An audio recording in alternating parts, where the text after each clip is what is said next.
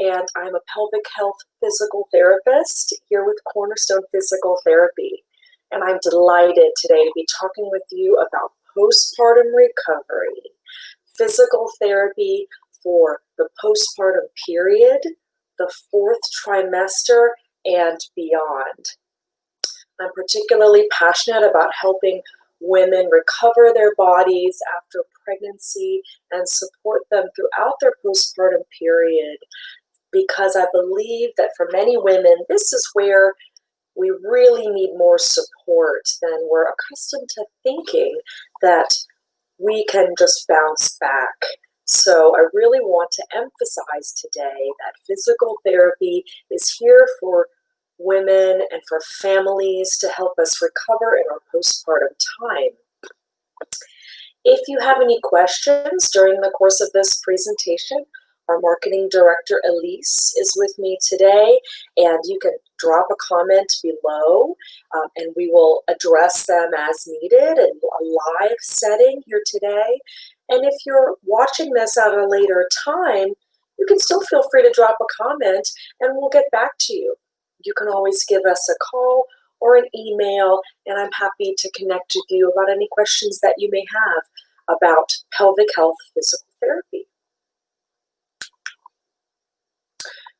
Cornerstone Physical Therapy is a physical therapist-owned and family-operated clinic. We have 3 locations in the Asheville area to serve you, featuring specialty areas throughout the range of physical therapy and musculoskeletal rehabilitation, including, of course, pelvic health.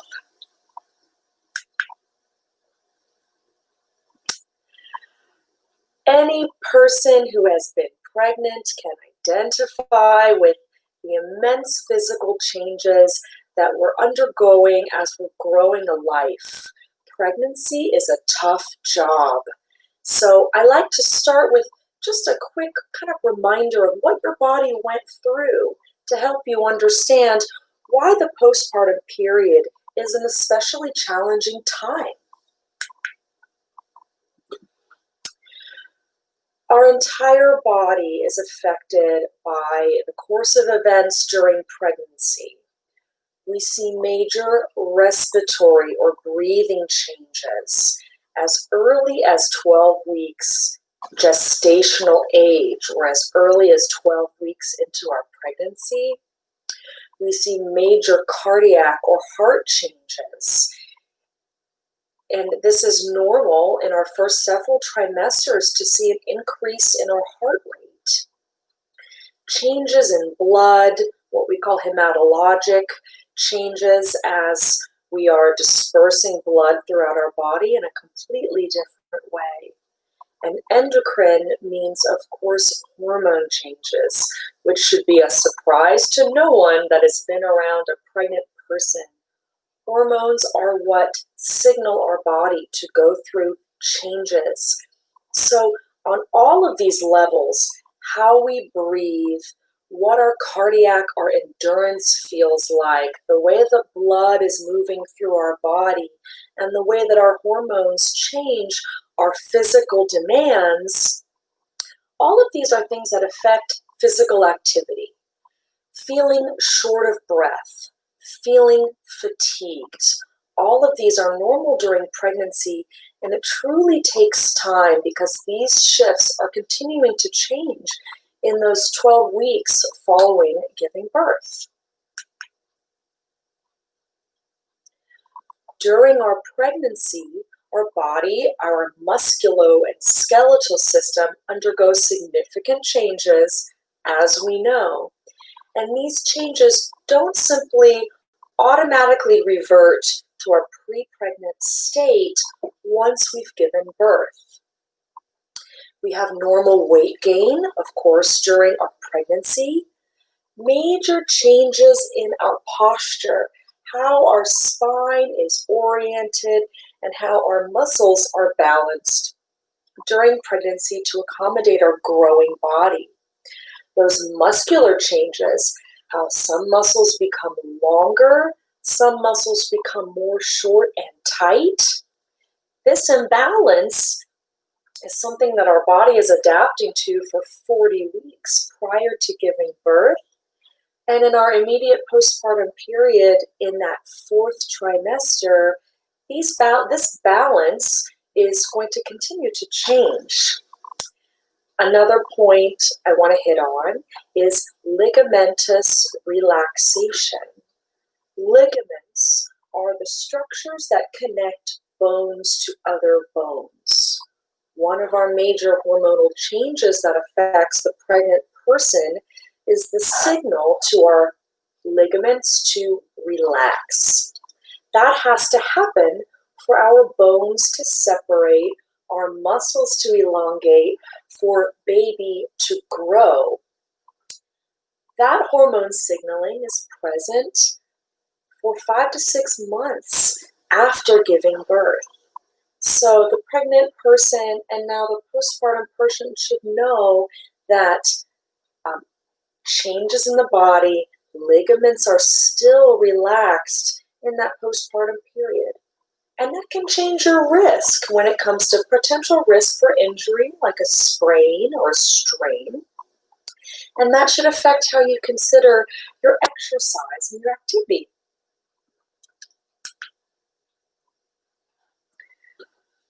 Again, these side effects during the pregnancy, the pregnant period, are affecting the pelvis itself, postural and spinal changes, necks, maybe rib pain.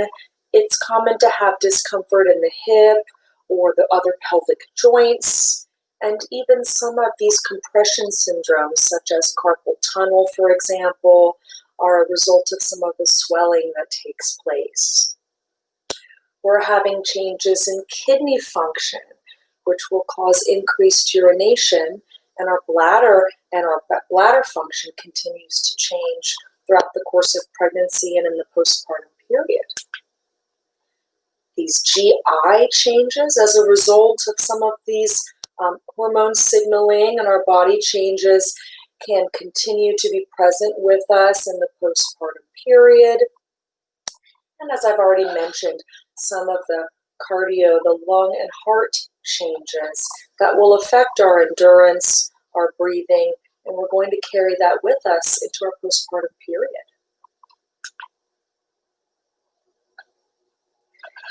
Postpartum recovery is significantly geared towards recovering from the actual labor and delivery experience, where we have a tremendous experience of downward pressure on the pelvis in order to deliver. This is a tremendous body experience that takes some time for us to recover our muscle strength and coordination. There are short-term effects of the labor and delivery experience, as well as the more long-term effects and the more long-term piece involved in that recovery. If a person delivers vaginally, imagine that immense intra-abdominal, immense pressure on the perineum or the vaginal and genital area. Birth injuries are not uncommon, including tearing of the perineum. Certainly if there's been any incision or episiotomy, or in the case of a vacuum extraction or a forceps delivery, your perineal area, the pelvic floor, has undergone a birth injury. Those immediate effects can also become a long-term side effect of the healing that's occurring on your pelvic floor. Long-term effects of vaginal delivery can include prolapse or weakness or descent of the pelvic organs, which include the bladder, the uterus itself, or the rectum. Long-term effects of complications of vaginal delivery can include urinary or bowel incontinence, as well as pain in the perineum, which may cause pain with intercourse, pain using tampons, for example, or pain with pelvic and gynecologic exams.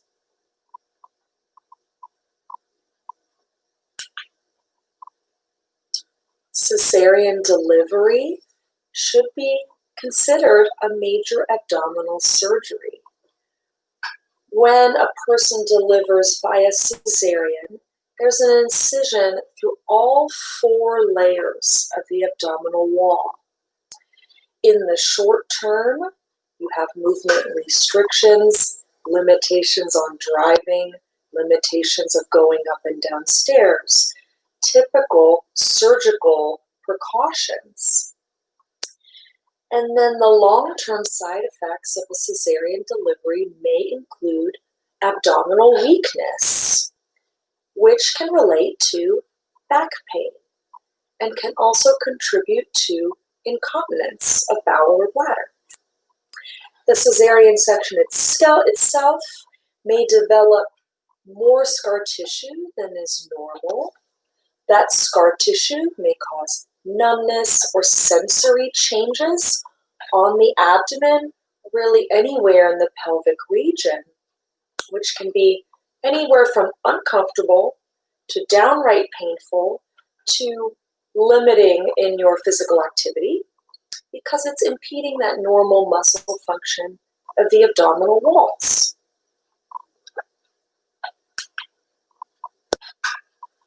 So respecting what your body has been through and understanding the major physiologic changes that have occurred and have been going on for a period of time. 9 months is no short-term experience. The healing process should be seen as a journey. Let's talk about what we call the 4th trimester. Traditionally, we think of the recovery timeline to either a vaginal or a cesarean delivery, maybe 3 to 6 weeks for recovery of vaginal delivery, or from a cesarean birth, 4 to 6 weeks. As a point of context for you, if someone were to undergo a total knee replacement, another major surgery, there would be no thought that this person would be bouncing back in as few as 3 to 6 weeks. The expectation for a knee replacement surgery would be that you're going to undergo a commitment to physical therapy and rehab for 12 to 16 weeks. So I want to suggest that there is little comparative difference in what your body undergoes as a result of vaginal or cesarean delivery. And we should expect and give ourselves the grace that postpartum recovery takes more than 6 weeks. The 4th trimester, again, referring to this idea that we want to give our body at least 12 weeks to heal. Recalling that the entire body was involved, and these hormonal changes are continuing throughout this postpartum period as breastfeeding is established, as the uterus shrinks and comes back to its pre-pregnant size, as our internal organs begin to shift and find their non-pregnant position in the trunk, to say nothing of the emotional and the psychologic changes that are going on as bonding is occurring with the baby.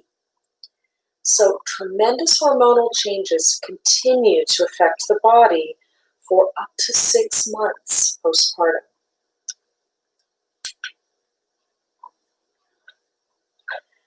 The body continues to change.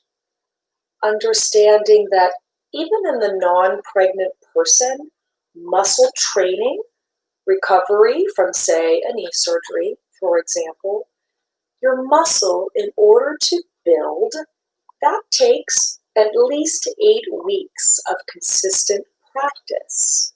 So understand that amidst all of these physiologic changes, our pelvic, abdominal, and muscle function will take a minimum of 8 to 10 weeks to recover. To bounce back is not anatomically accurate for a person who has given birth. This takes time. And this is crucial for you to understand, appreciate, and respect. It is worth it and important for the new parent to feel that they have the strength and the coordination and the relationship with their body to be able to take care of their family and themselves.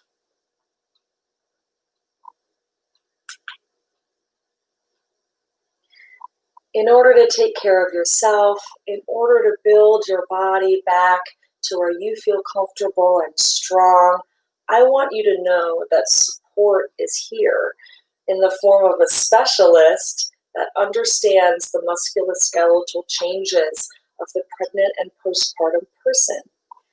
Physical therapy is a wonderful opportunity for you to recover your body and is available to you.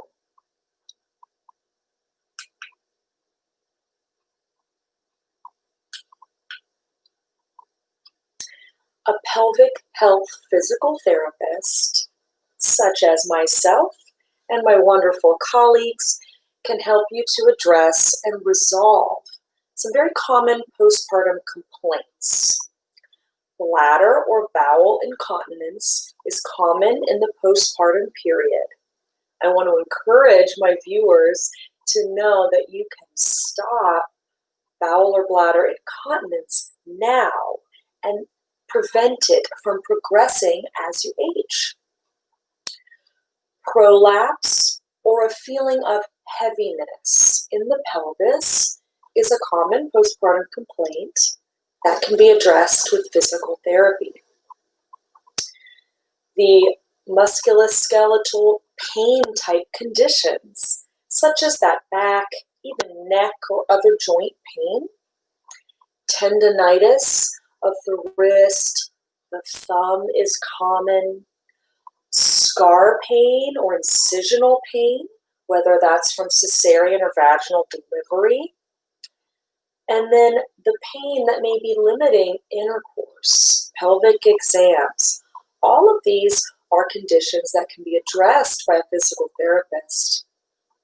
And I'll also mention a condition that's been getting a lot more press in the past few years, the diastasis recti, or the separation of the stomach muscles that is normal during pregnancy, but not normal to persist into the postpartum time. Those abdominal walls can close with the help of a skilled physical therapist. Our job as a PT is to help you retrain your core. These muscles knew what they were doing prior to becoming pregnant and giving birth, and they can relearn how to be there for you for the strength in whatever activity that you need. There's a right way and a not so recommended way to progressively build your body back in the postpartum period. And that's our job to walk you through that process. We can address ergonomic issues like posture with sitting, driving, breastfeeding, body mechanics with toileting, squatting, lifting, and other activities that you're doing on a daily basis. The way that you move may make an experience more or less difficult for you. A physical therapist is here to address and to treat your pain and to make a plan for that pain to be part of your past. And it's important to us, I know it's important to you, to prevent more further or future injury, whether that's to the abdominals, the perineum, the back, the neck. We want you to recover now and to have a healthier future.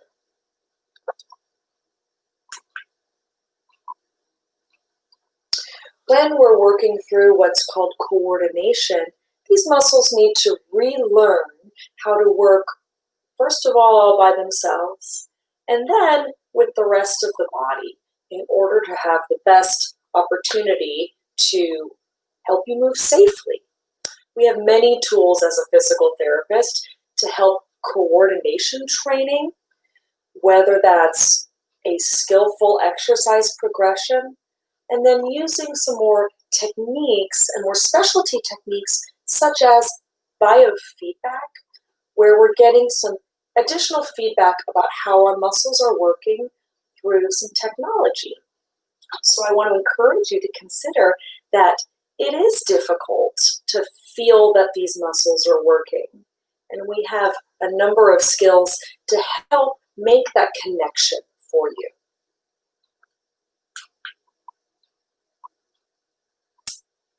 This is a whole body approach. We are working with what are called the core muscles. But when you go about your life as a new parent, picking up that heavy car seat, bending over the crib, sitting for long periods of time to feed your baby, your whole body is involved. As a pelvic health physical therapist, I'm treating what's called the pelvic floor. I'm also working through the abdominal muscles, the respiratory diaphragm, our spinal muscles, the hips, and the glute muscles to give us this pelvic girdle approach. Recalling in the pelvis that everything that we can see here that is red is a muscle. Recalling from the bottom that everything that we see here is a muscle. These muscles in the area where you sit refer to the pelvic floor. But the pelvic floor does not work all by itself. It needs our abdominal friends, our hip friends, and our low back, as well as the respiratory diaphragm to give us the stability that we need to move.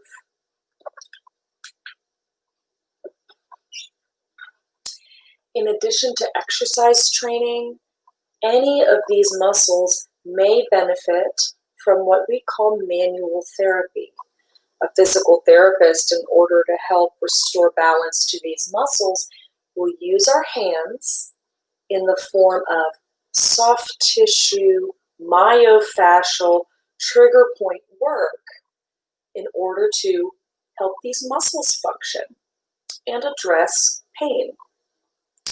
Manual therapy can be performed to the pelvic floor, to the abdomen, the hip, or the back in order to restore that muscle balance.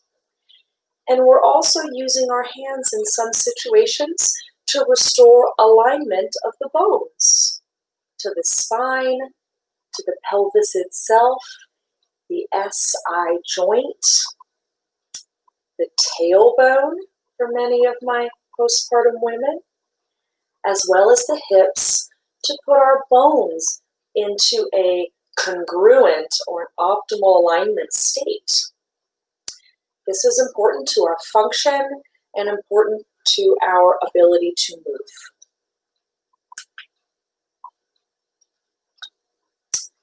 New parents, I want to encourage you, and moms, I want to encourage you that though you have given birth and gone through this tremendous experience, your body can still feel your best. It is common but not normal to continue to leak. It is common but not normal to have pain with intercourse or pain with your normal exercise. Common but not normal to have difficulty with toileting. So understand that there's someone that's out there for you that understands what your body has been through to help you recover and to still have your best, strongest body.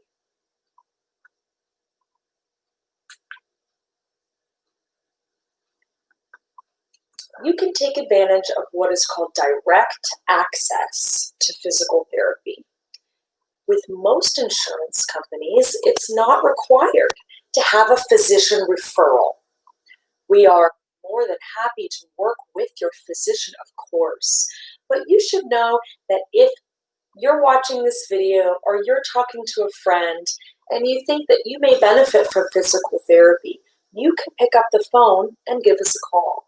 You can speak to one of our new patient coordinators who will help to verify your insurance, your copay, your coverage levels, and come and see myself or one of my colleagues who can help talk you through this process. So in most cases, it's not necessary for you to see your physician first, and virtually every insurance plan covers physical therapy as a normal benefit. So pelvic health is simply one form of physical therapy that does not require special permission.